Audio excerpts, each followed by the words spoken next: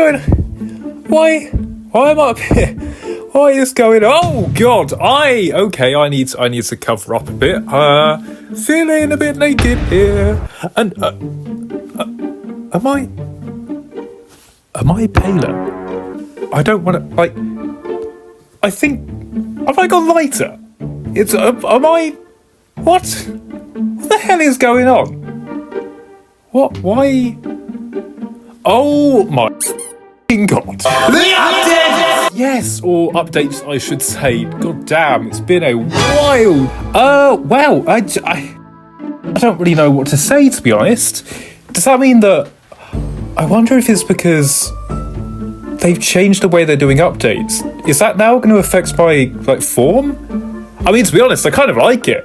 I mean, like, the dress, not so much, but, like, I like it quite a lot, actually. Huh.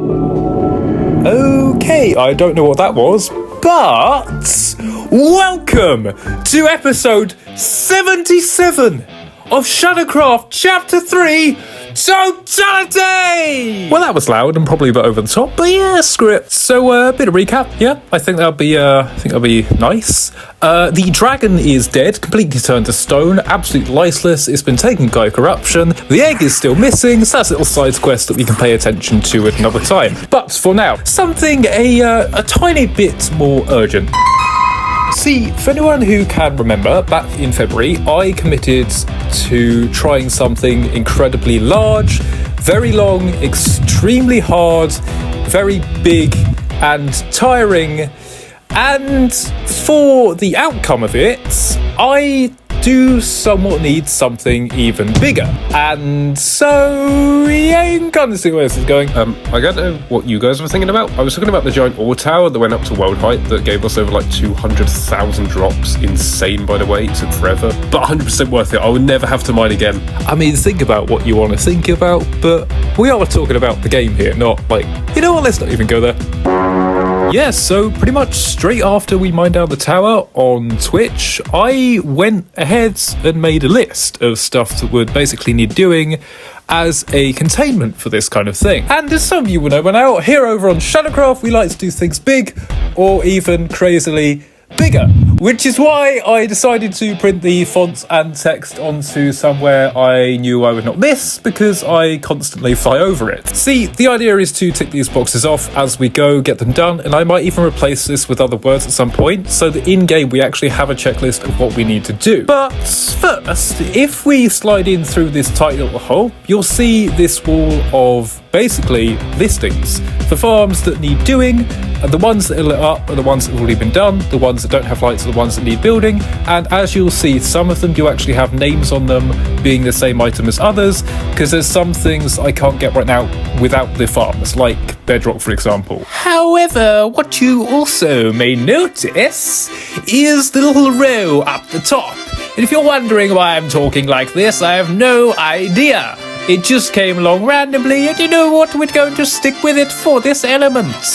See, this top row here is actually a list of machines that I really want to get built on this world before it dies out. And one of them is a super duper ultra mega lazy man frickin' degger beggar legger frickin' omega super smelter, essentially. And I've had some ideas for this. I've done some testing in a creative world, which I haven't done in a while, which is extremely fun. And I've actually decided to go for a very, very simple design. Now, see, this whole row up the top, it's not just stuff that is kind of necessary. It's more stuff for fun as well. So like a world eater, we've got friggin' like an auto crafter up there, which would be a whole thing. We want like an auto storage system. And the thing is, all of these I'm going to design myself as much as I can. And that's the whole thing with the farms as well. And if we slip through this narrow little crack, we'll pop into a room. And this is what I call the contingency chamber. Basically, because Minecraft is dropping updates in, well, drops now instead of their year-long updates like they used to, stuff is coming out faster, which means more farms are going to be added to the game, or more farm potential is going to be added to the game sooner. which basically means that I need a bigger space where I can start adding item frames and chucking stuff in and all the new items in there to build farms for. And basically, we're just going to keep expanding this every time it fills up. That is essentially the way this is going to go from now. And I do actually have some ideas for new farms too, so I really want to put them into action at some point. Firing on though. We're going to jump into creative for this one. See, I've had a couple variations of the machine, some using water, others using slime, but you know what, I thought, why not just go incredibly simple with it? Also, I've decided to build it in the nether. Why do I do this to myself? Because furnace. And it's a very simple and efficient machine, and it is basically just like, as I said, any other super smelter that you build on like a beginner level, just with a bit of an automation system, which is semi-automatic, would you believe it? Essentially, it's 25 rows across and then 25 back, pretty much 625 blast furnaces. I'm just realizing now that is a lot of iron, and that's times 3 for every single furnace. That's not even including the hoppers, god damn. Okay, well hopefully that should be enough to smelt over 200,000 drops. One would hope. In addition, as you do sometimes, you know, I may have forgotten to gather the resources for this in survival. Yeah. To the iron farm! Right, I think we're almost there. Decided to fly here, because why the hell not? I know I have portals in literally every biome, but flying is more fun now. I kind of miss it. Where are my iron farms? I swear they were, try over this way. Wait, what? Where are my iron farms? It's not like they've grown legs and walked off. Can they do that? Can stuff just grow legs and walk off? Okay. I'll keep looking, it's fine. I'm sure they're around here somewhere. Who misplaces an iron farm? Hey, the Editing Shadow here. So, as it would maybe possibly turn out, I went to the right biome but the wrong coordinates. See, I've been to 2 dark oaks in my time, but I didn't quite remember which one I'd been to for the iron farms, because there was a whole thing about it. Anyway, we got there in the end, and the rest is history, so yeah, let's just leave it there. We finally made it! Ah, yes, finally. Right, so something about the iron farms I do want to explain actually as well is that basically it's just all the same iron farm but copied 5 times. We've got a central one in the middle and then 4 copies of it round the outside, north, east, south and west. And the way this works is because they're so equidistant apart, they don't interfere with each other in the villages. And so if we go jump in the centre for a bit, we should produce the amount of iron we need. All we really need to do is just come into the other side here and we've been on in a jiffy. Anyway, we're almost done. I'm so excited. I honestly can't wait to build this thing. It's going to be insane when it works! We just need to grab a tiny bit of stone and then we'll be on our way. And now, the furnace! I must harness the infernal rays to become a miner! Feel like flaming fury! Can we maybe just like blaze over that?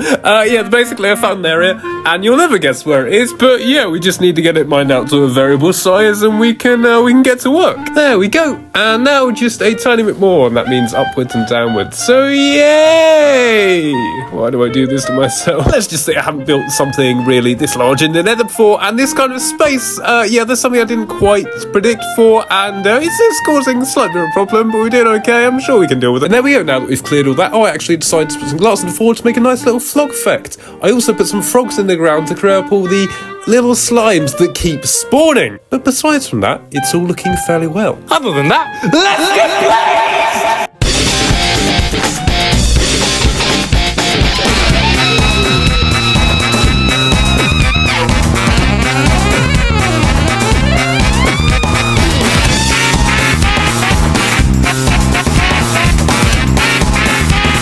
Now it'd just be the inputs and outputs and this very lovely specific shape here, as you can see. All the way down there, just a bunch of them.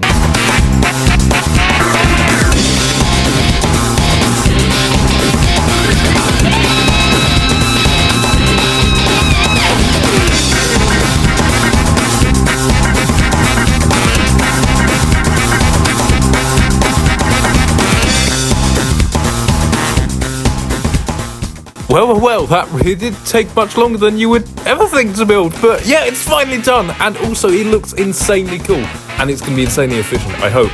Also, the way that it works is really, really cool. I think they move like that because of the repeaters, but it's a really mesmerising and satisfying effect. But of course, what is the point of a stupidly large super smelter without an absolute stupendous amount of thing to smelt? Now for the numbers. Honestly, I don't even know if I've done this right. So, just looking at numbers, the actual total ores of everything was over 60,000. The drops, however, stupendous, absolute insane. I'm never gonna have to mine again. It's insane. It's crazy. It's omega. Prolific. Glorious, if you will. Over 200,000. Drop. What was that? Did it say age of Infida? Slightly ominous, but it should be fine. Anyway, right, well, I've brought all the ores over. All we need to do now is unleash the flames of hell. Feel the food. Hey, look, it's working. This is gonna take a while, isn't it? Even with this many blast furnaces, I think we might have to just... it's done! The time it took, though. You know what? Worth it. We're not even gonna go there. And, yeah, it's basically all in these shulker boxes. The crazy thing is, though, even in shulker box form, the load fills me to the brim. But coming back to the overworld, you, as much as I, must be thinking, how in the hell are you going to store this? We could turn it into blocks, but where's the fun in that? And so, as many of you know by now, I like to cause myself as much pain, torment, and torture when it comes to massively large, omegally stupid, stupendous, crazy, omega, stupid, prolific projects. But without any further ado...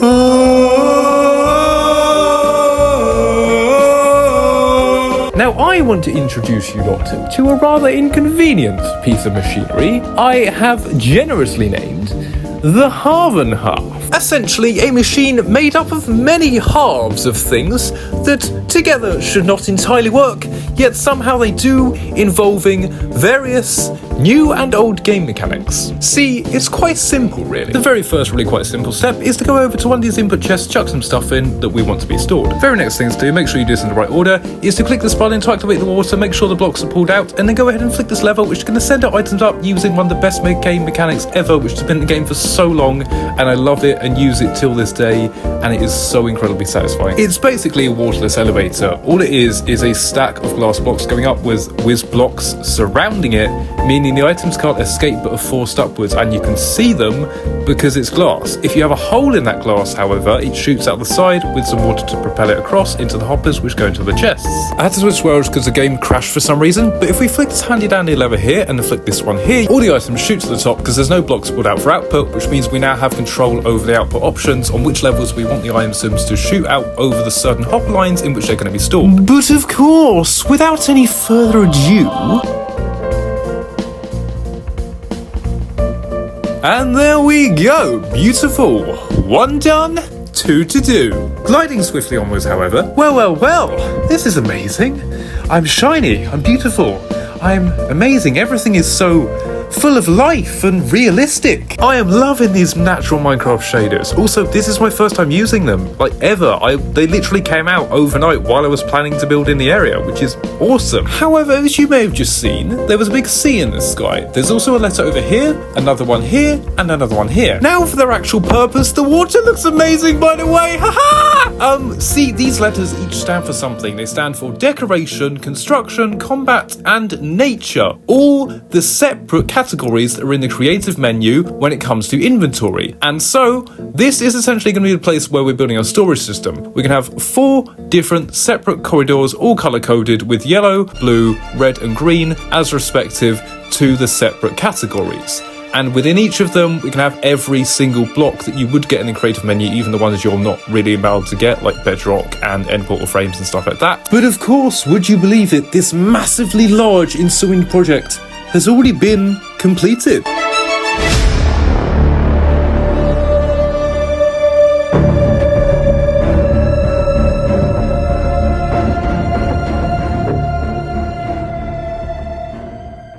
But one last thing before we go though, in the time that I've been making this, the Copper Golem update is actually somewhat semi-released, and you'll be happy to know that I've actually already made a system for this design that fully integrates them into the machinery, which is crazy because I actually did it on my first try. I've never used these guys before, and I really did shock myself. But besides that, consider checking out my socials. I've been doing a lot over on Twitch recently as well, because I'm currently doing a streamathon, which is where I'm going to be basically streaming for every single day of August. Hope you enjoyed. Thanks for watching. I will see you all very soon.